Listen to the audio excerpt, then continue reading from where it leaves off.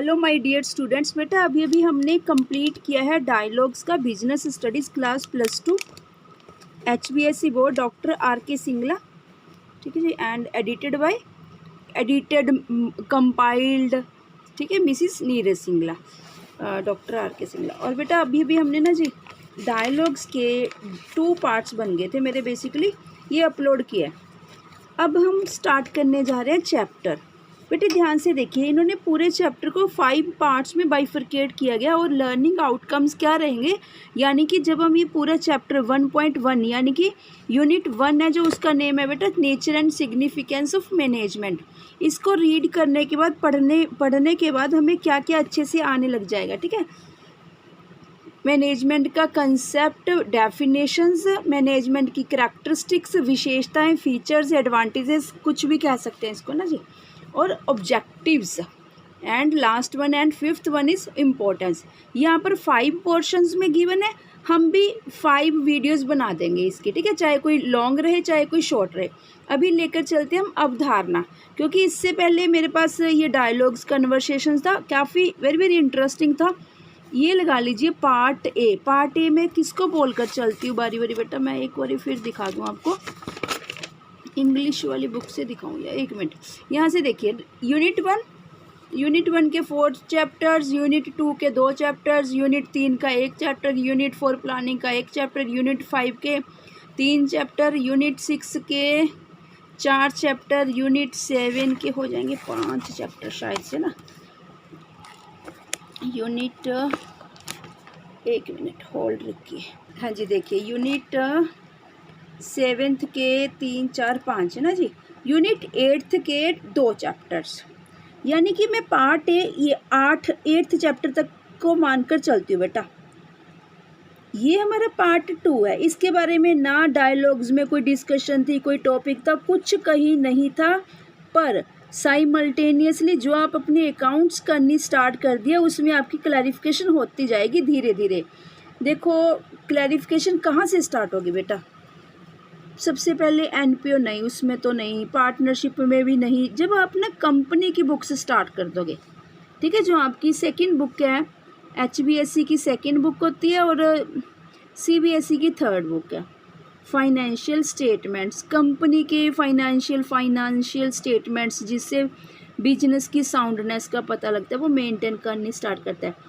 जब वो स्टार्ट कर दोगे ना बुक, उससे क्लैरिफिकेशन हो जाएगी। या फिर कुछ टॉपिक आपने स्टार्ट कर दिए ये सेकंड चैप्टर में ना, फिक्स कैपिटल फ्लक्चुएटिंग, वहाँ से भी हो जाएगी, ठीक है, कुछ कंसेप्ट वहाँ से क्लियर हो जाएंगे। और ये थोड़ा सा कैपिटल स्ट्रक्चर 9th 1 9th 2, ये जब आप कंपनी स्टार्ट कर दोगे, बस ये पार्ट 2 बुक है ये वाली, ठीक है जी। और बस हमने ये सारा डिस्कस कर लिया था, आपका ये सिलेबस और ये मार्क्स की बाइफरकेशन हमने ये सब कुछ डिस्कस कर चुके बेटा। ये है हमारी पार्ट ए बुक का, ये है यूनिट के नेम बेटा, यूनिट्स के नेम यहाँ से देख लेना, ठीक है, पेंसिल से लिख लेना वहाँ पर जाकर। और यूनिट 2 के, चलो ठीक हो गया बेटा, यहाँ मिल गए हमें, है ना, यूनिट 2 बुक के पार्ट 2 बुक के यूनिट्स के नेम, टोटल 13 यूनिट्स हैं। और ये इसकी मार्किंग की हुई है कि कितने मार्क्स का किस यूनिट से पेपर ने सेटल डाउन होना है, पेपर में आना है, ये सब वो किया, ठीक है। चलिए बस 5 पोर्शंस में लेके चलेंगे, ये सारी हमारी डिस्कशन हो चुकी है बेटा।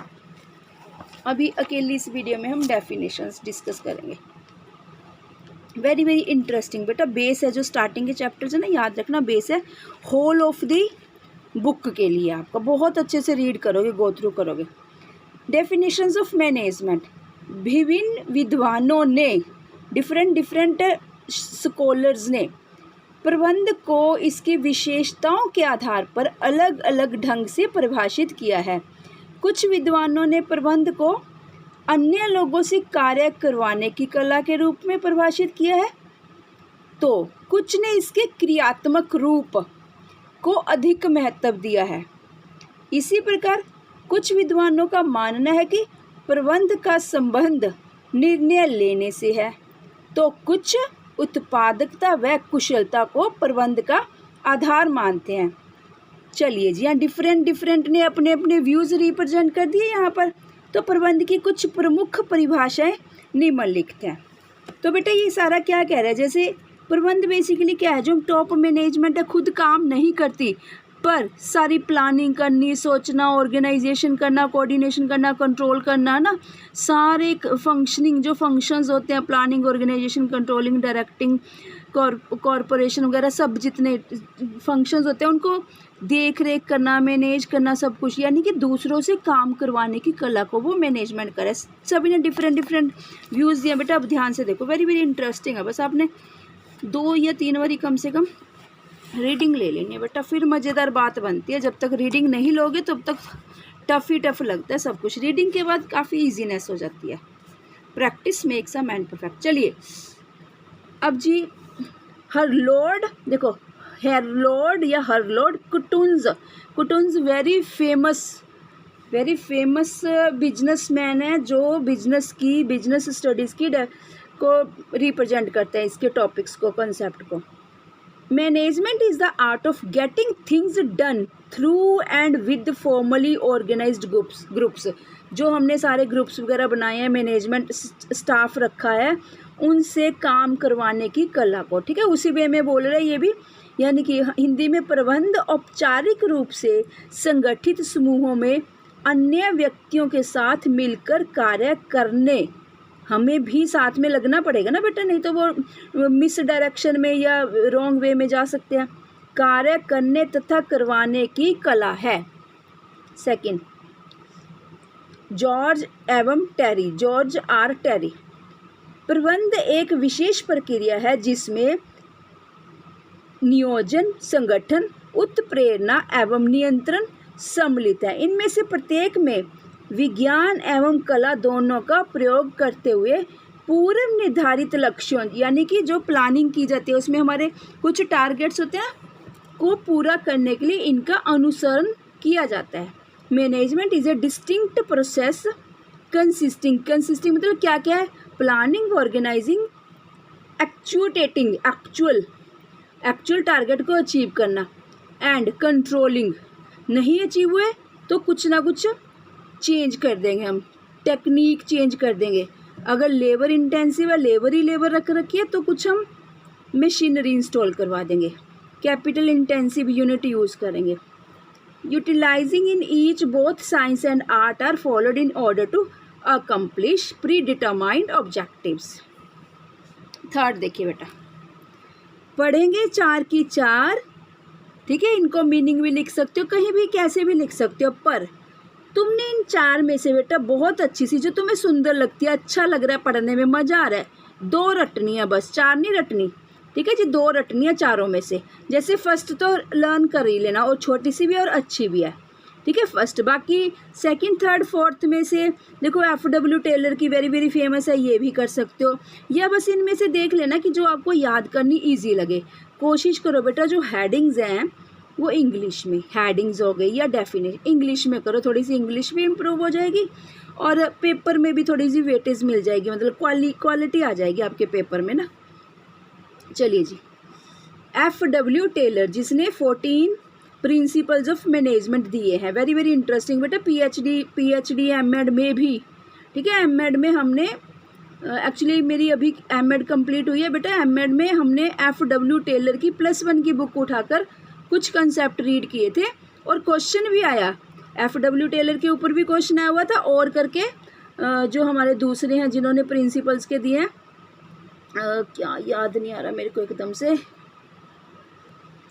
ठीक है, हेनरी फ्योल और टेलर के, हेनरी फ्योल के, ठीक है जी। तो 2 क्वेश्चंस आए थे, उनमें से एक करना था, तो हमने +1 की बुक से ही वो प्रेपरेशन किया था M.Ed का 4th सेमेस्टर में। अभी मेरी मतलब एग्ज़ाम्स वगैरह दिए हैं, बस रिज़ल्ट आना रहता है। चलिए जी, ठीक है जी, FW टेलर क्या कहता है, management is the art of knowing what you want to do, क्या करना है, and then seeing that they do it in the, very very interesting definition बच्चे, then seeing that they do it in the best and cheapest way, ये efficient and effectively वाली बात की तरफ इशारा कर रहा है, ठीक है, मिनिमम रिसोर्सेज होते हैं उसको कैसे बेटर यूटिलाइजेशन की जाए उसकी। FW टेलर, प्रबंध यह जानने की कला है कि आप क्या करवाना चाहते हैं और इसके बाद यह देखना कि वे इसे सर्वोत्तम एवं मितव्ययिता पूर्ण की विधि से कैसे, मतलब सस्ता पड़े, कॉस्टली ना आए, कॉस्ट ना आए उसकी ज़्यादा। चलिए जी, पीटरसन तथा प्लोमैन, पीटरसन एंड प्लोमैन, यहाँ से आइडिया ले लिया करो कि इसको प्रोनाउंस कैसे करना है, प्रोनाउंसिएशन कैसे करनी है। ठीक है जी, देखो अकेला ये पढ़ोगे तो नहीं सेटिंग आनी, हिंदी में पढ़ोगे तो कई बार लगता है कि क्या लिखा है, दोनों को मिक्स एंड मैच करके पढ़ा करो। मैनेजमेंट में बी डिफाइंड एज द, आप एक चीज़ एनालिसिस करो बेटा, जो जो डायलॉग्स हमने अभी डिस्कस किया ना, उन्हीं डायलॉग्स को हायरार्किकली स्टेप बाय स्टेप वहीं से डेफिनेशन निकाल के इन्होंने यहाँ रख दी। देखो स्टार्टिंग में वो कह रहा था ना कि getting things done by the others, दूसरों से काम करवाना, वही सारी वही की वही वैसे वैसे आपकी यहाँ चलती जा रही है। देखो कितना इंटरेस्टिंग बना रखा सब कुछ ना। मैनेजमेंट में भी डिफाइंड एज द प्रोसेस, ये एंड में था प्रोसेस है ना, प्रोसेस और एक्टिविटी का कंसेप्ट चला था ना एंड में जब डायलॉग्स रीड किए थे हमने। मैनेजमेंट में भी defined as the process by means of which the purpose and objectives of a particular human group are determined, clarified and effectuated, effect से बना इफेक्चुएटेड।